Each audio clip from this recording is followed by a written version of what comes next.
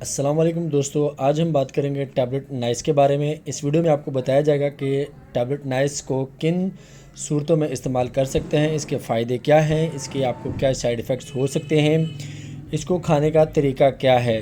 तो सबसे पहले दोस्तों बात करते हैं टैबलेट नाइस के फ़ायदे की। तो इसके अंदर जो हमें इंग्रेडिएंट मिलता है दोस्तों, वो आप देख सकते हैं यहाँ पे, ये है निमेज़ोलाइड।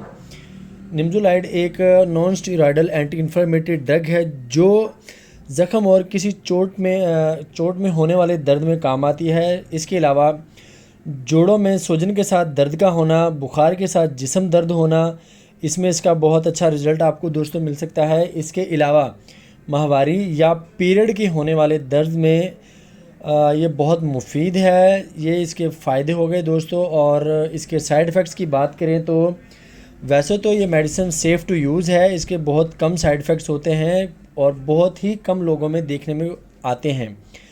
लेकिन इसके जो side effects, common side effect हो सकते हैं, उनमें आपको सर दर्द होना, उल्टी का आना या फिर उल्टी की तरह आपका दिल करना या मतली कह सकते हैं आप उसको होना वगैरह शामिल हैं, जो कि टैबलेट का असर ख़त्म होने के साथ ही ख़त्म हो जाते हैं।